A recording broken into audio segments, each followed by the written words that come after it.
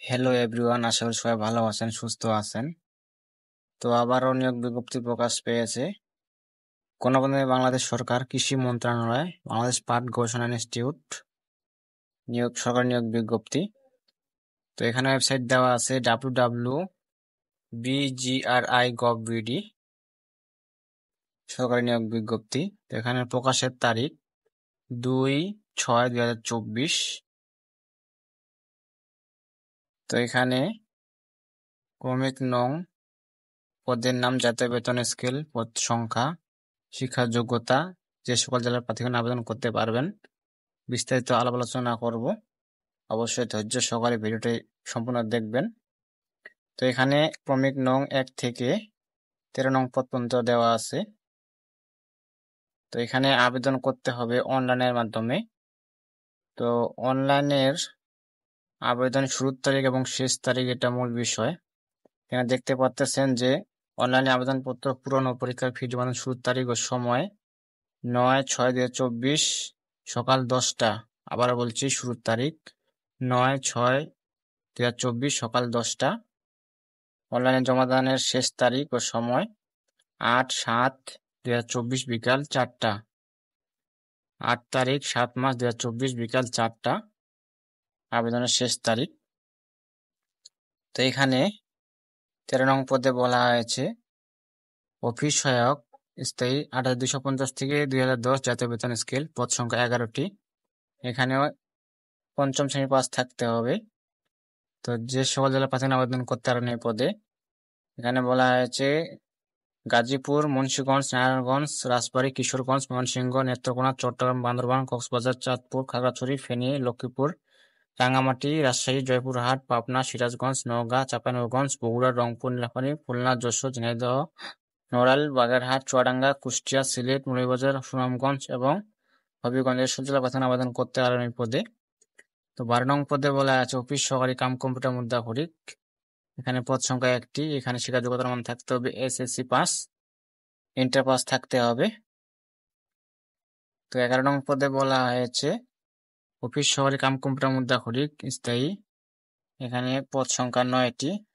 এখানে inter pass থাকতে হবে SSC। ইংরেজিতে প্রতি মিনিটে 20 ও 30 শব্দ গতি থাকতে হবে।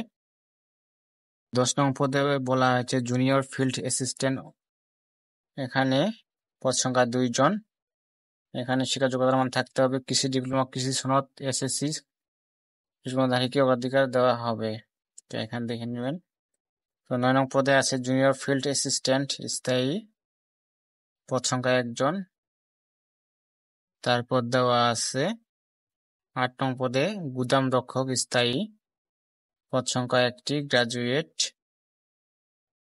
7 নং পদে বলা আছে 60 মুদ্রাক্ষরিক কাম কম্পিউটার অপারেটর স্থায়ী, জাতীয় বেতন স্কেল 10,200 থেকে 24,680, গ্রেড 14, পদ সংখ্যা 3টি। শিক্ষা যোগ্যতার মান বলা আছে ষাটলিপিতে ইংরেজি বা বাংলা যথাক্রমে 60 ও 40 শব্দের গতি সম্পূর্ণ এবং মুদ্রাক্ষরিক ইংরেজি ও বাংলা যথাক্রমে 30 ও 25 শব্দ গতি থাকতে হবে বা SSC পাস থাকতে হবে, ইন্টার পাস থাকতে হবে। 6 নং পদে বলা আছে স্টোর কিপার স্থায়ী, পদ সংখ্যা 1টি, স্নাতক বা সমানের ডিগ্রি।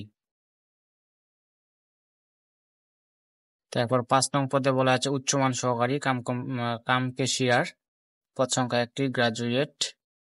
তারপর আছে উচ্চমান সহকারী, পদ সংখ্যা 3টি, গ্রাজুয়েট শিক্ষা যোগ্যতা।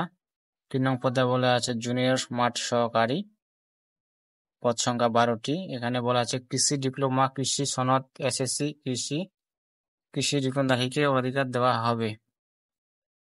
2 নং পদে বলা হয়েছে বৈজ্ঞানিক সহকারী স্থায়ী, পদ সংখ্যা 4টি পদে। শিক্ষা যোগ্যতার নাম বলা আছে কমপক্ষে দ্বিতীয় বিভাগে BSc পাস, প্রকৌশলীতে ডিপ্লোমা 2 বছর অভিজ্ঞতা সহ বহন করছে সার্টিফিকেটধারী থাকতে হবে। 1 নং পদে বলা আছে উপসহকারী প্রকৌশলী machine design and development section স্থায়ী, 16,000 থেকে 38,680, গ্রেড 10, পদ সংখ্যা 1টি। শিক্ষা যোগ্যতার মান বলা আছে কোন স্বীকৃত বোর্ড হইতে মাধ্যমিক স্কুল সার্টিফিকেট বা পরীক্ষায় উত্তীর্ণ সহ সংশ্লিষ্ট বিষয়ে ডিপ্লোমা। যে সকল জেলার প্রার্থীগণ আবেদন করতে পারবেন এই পদে 1 ও 2 নং পদে সকল প্রার্থী আবেদন করতে পারবেন। এখানে বলা হয়েছে 3 থেকে 12 নং পদ পর্যন্ত দেওয়া আছে। এই পদে যারা আবেদন করতে পারবেন, এখানে বলা আছে ঢাকা, গাজীপুর, মানিকগঞ্জ, নারায়ণগঞ্জ, কিশোরগঞ্জ, টাঙ্গাইল, ময়মনসিংহ, জামালপুর, চট্টগ্রাম, বান্দরবান, কক্সবাজার, ব্রাহ্মণবাড়িয়া, কুমিল্লা, খাগড়াছড়ি, ফেনী, নোয়াখালী, রাঙ্গামাটি, রাজশাহী, জয়পুরহাট, পাবনা, নওগাঁ, নাটোর, চাঁপাইনবাবগঞ্জ, বগুড়া, দিনাজপুর, কুড়িগ্রাম, ঠাকুরগাঁও, খুলনা, যশোর, ঝিনাইদহ, বাগেরহাট, চুয়াডাঙ্গা, মেহেরপুর, বরিশাল, ভোলা, পিরোজপুর, পটুয়াখালী, সিলেট, মৌলভীবাজার, সুনামগঞ্জ এবং হবিগঞ্জ এসব জেলার প্রার্থীগণ আবেদন করতে পারবেন এই পদে। 3 থেকে 12 নং পদ পর্যন্ত আবেদন করতে পারবেন এসব জেলা। তো এখানে বয়স হতে হবে 18 থেকে 30 দেওয়া আছে। আবেদনকারীগণের বয়স সীমা 18 থেকে 30 বছর হতে হবে। তো মুক্তিযোদ্ধা, পুত্রকন্যা, শারীরিক প্রতিবন্ধী আবেদনকারীদের জন্য বয়স সীমা 32 বছর শিথিলযোগ্য।